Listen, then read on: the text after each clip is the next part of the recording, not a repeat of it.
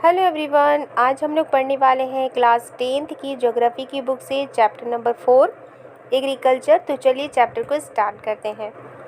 यहाँ लिखा है India is an agriculturally important country. India क्या है? एग्रीकल्चर के हिसाब से ये एक इम्पॉर्टेंट कंट्री है। 2/3 of its population is engage in agricultural activities.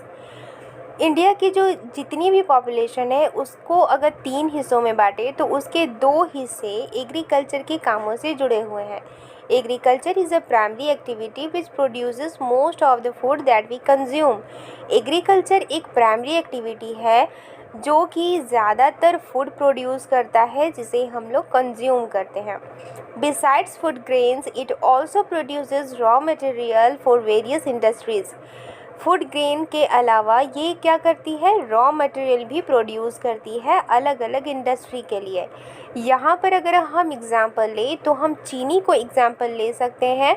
जैसे कि शुगर इंडस्ट्री में शुगर बनाने के लिए गन्ने का इस्तेमाल किया जाता है और वो कहाँ से मिलती है? हमें कृषि से मिलती है, राइट। लिखा है can you name some industries based on agricultural raw material. क्या आप कुछ ऐसी इंडस्ट्री के नाम बता सकते हैं जो एग्रीकल्चरल रॉ मटेरियल के ऊपर बेस हैं? तो ऑफकोर्स आप एग्ज़ाम्पल ले सकते हैं शुगर इंडस्ट्री का या कॉटन इंडस्ट्री के लिए या फिर जूट इंडस्ट्री के लिए, राइट। तो ये जितने भी सारी रॉ मटेरियल्स हैं जैसे कि चीनी को बनाने के लिए गन्ने की ज़रूरत होती है, वो कृषि से आती है। कपड़े के अगर मिल को देखें तो कॉटन उसके लिए चाहिए तो वो कहाँ से आती है? वो भी कृषि से ही मिलती है। जूट कहाँ से मिलती है? हमें कृषि से ही मिलती है, राइट। इस तरह से बहुत सारी एग्जांपल्स आप बता सकते हो। Moreover, some agricultural products like tea, coffee, spices, etc. are also exported. और इसके अलावा भारत से एक्सपोर्ट की जाती है कुछ एग्रीकल्चरल प्रोडक्ट्स जैसे कि टी, कॉफ़ी, स्पाइसेस यानी मसाले और इसके अलावा और भी बहुत सारी चीज़ें, राइट। अब हम जान लेते हैं कि फार्मिंग कितने तरह की होती है, types of farm. Agriculture is an age old economic activity in our country. तो हमारे कंट्री में एग्रीकल्चर क्या है? एक पुरानी इकोनॉमिक एक्टिविटी है, राइट। तो over these years cultivation methods have changed significantly depending upon the characteristics of physical environment, technological know how and socio cultural practices. तो सालों के दौरान कल्टीवेशन की जो मेथड है, जो खेती करने की जो मेथड है, कृषि करने की जो मेथड है, वो क्या हुई है? चेंज हुई है, राइट। फिजिकल इन्वायरमेंट की विशेषताओं के अकॉर्डिंग, टेक्नोलॉजी के अकॉर्डिंग, कल्चरल प्रैक्टिसेस के अकॉर्डिंग खेती करने के जो तरीके हैं उनमें काफ़ी बदलाव आए हैं। Farming varies from subsistence to commercial type. और जो फार्मिंग है वो सब्सिस्टेंस से कमर्शियल टाइप के भी होते हैं। At present in different parts of India the following farming systems are practised. तो इस समय हमारे भारत के अलग अलग भागों में कुछ फार्मिंग सिस्टम फॉलो किए जाते हैं जिनमें से पहले नंबर पर है प्रिमिटिव सब्सिस्टेंस फार्मिंग। तो प्रिमिटिव सब्सिस्टेंस फार्मिंग किसे कहते हैं? This type of farming is still practised in few pockets of India. इस तरह की फार्मिंग जो है इंडिया के कुछ हिस्सों में अभी भी जारी है। Primitive subsistence agriculture is practiced on small patches of land with the help of primitive tools like hoe, dhow and digging sticks and family or community labor। तो प्रीमिटिव सब्सिस्टेंस एग्रीकल्चर में स्मॉल पैचेस ऑफ लैंड को यानी ज़मीन के एक छोटे से टुकड़े में क्या किया जाता है? खेती की जाती है, राइट। और जो प्रिमिटिव टूल्स होते हैं जैसे कि कुदाल हो गए, छड़ी हो गई, उनका यूज़ करके खेतों को जोता जाता है, उनमें बीज बोए जाते हैं। और इसके अलावा जो फैमिली होती है या फिर कम्युनिटी होती है वो इसमें मेहनत करते हैं, right. This type of farming depends upon monsoon, natural fertility of the soil and suitability of other environmental condition to the crops grown. तो यहाँ पर क्या कहा जा रहा है कि इस तरह की फार्मिंग जो होती है वो पूरी तरह से डिपेंड किस पर होती है? मानसून पर होती है, नेचुरल फर्टिलिटी पर होती है मिट्टी के, और इसके अलावा दूसरे इन्वायरमेंटल कंडीशन के ऊपर ये डिपेंड होती है जिससे कि क्रॉप को ग्रो किया जाता है। It is a slash and burn agriculture. Yes, इसका दूसरा नाम क्या है प्रिमिटिव सबसिस्टेंस फार्मिंग का? Slash and burn, right. अगर ये एग्ज़ाम में ये पूछा जाए ऑब्जेक्टिव टाइप के क्वेश्चंस में कि प्रिमिटिव सबसिस्टेंस फार्मिंग का दूसरा नाम क्या होगा, तो slash and burn, right. Farmers clear a patch of land and produce cereals and other food crops to sustain their family. इस तरह की खेती में क्या होती है कि जो किसान होते हैं ना, तो वो ज़मीन के एक छोटे से टुकड़े को साफ़ करते हैं और उसमें दाल उगाते हैं, अनाज उगाते हैं और दूसरे फूड क्रॉप्स को उगाते हैं, और उतना ही उगाते हैं जितना उनके फैमिली के लिए ज़रूरत होती है, right. When the soil fertility decreases, जब सोयल की फर्टिलिटी जो गुणवत्ता होती है जब वो कम होने लगती है, the farmer shift and clear a fresh patch of land for cultivation. तो फार्मर क्या करते हैं, वो उस जगह को छोड़ देते हैं और दूसरी जगह शिफ्ट हो जाते हैं और वहाँ पर जो लैंड है, ज़मीन है, उसे साफ़ करते हैं और फिर वहाँ पर कल्टीवेशन करते हैं। This type of shifting allows nature to replenish the fertility of the soil through natural processes. Land productivity in this type of agriculture is low as the farmer does not use fertilizers or other modern inputs. It is known by different names in different parts of the country. तो यहाँ पर क्या कहा जा रहा है, यहाँ पर कहा जा रहा है कि इस तरह से जो फार्मिंग होती है, जो किसान होते हैं उस जगह को छोड़कर दूसरी जगह शिफ्ट हो जाते हैं, फिर वहाँ पर खेती करते हैं, राइट। और जो पहले जहाँ पर उन्होंने खेती की होती है उसे इसी तरह से छोड़ देते हैं, तो वो जो जगह होती है वो नेचुरल तरीके से फर्टाइल हो जाती है, राइट।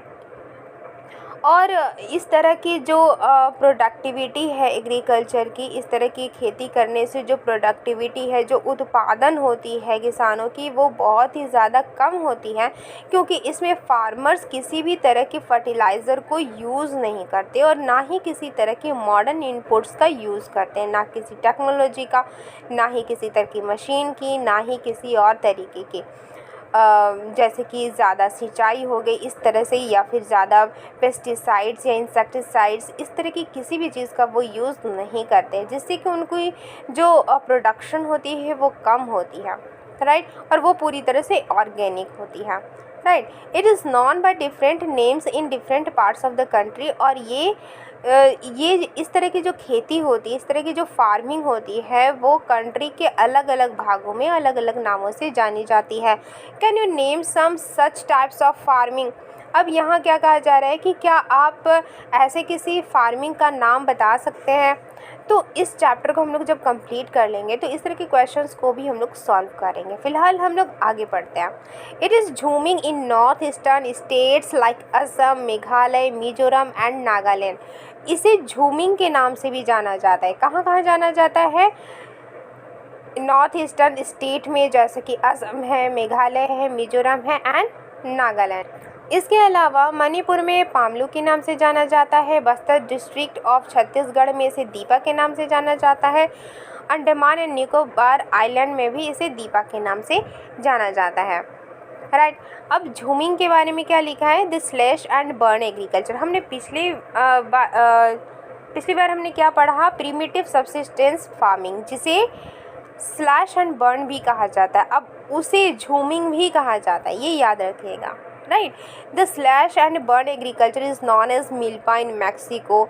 जो स्लैश एंड बर्न एग्रीकल्चर है वो मैक्सिको में मिल्पा के नाम से जाना जाता है, और सेंट्रल अमेरिका में भी मिल्पा के नाम से जाना जाता है। कॉनुको वेनेजुएला में जाना जाता है। रोका के नाम से ब्राज़ील में जाना जाता है। मसोले के नाम से सेंट्रल अफ्रीका में जाना जाता है। इंडोनेशिया में लदांग के नाम से, और वियतनाम में रे के नाम से जाना जाता है, राइट। इंडिया में भी इसे अलग अलग भागों में अलग अलग नामों से जाना जाता है, जिसे मध्य प्रदेश में बेवार और दहिया के नाम से जाना जाता है। आंध्र प्रदेश में इसे पोडू या पेंडा कहते हैं, और उड़ीसा में इसे पाम्बा डाबी और कोमान और ब्रिंगा कहा जाता है। वेस्टर्न घाट्स में इसे कुमारी कहा जाता है। वलरे और वॉल्ट्रे साउथ ईस्टर्न राजस्थान में कहा जाता है। खील हिमालयन बेल्ट में कहा जाता है। कुरुवा झारखंड में कहा जाता है। And jhuming north eastern region में कहा जाता है।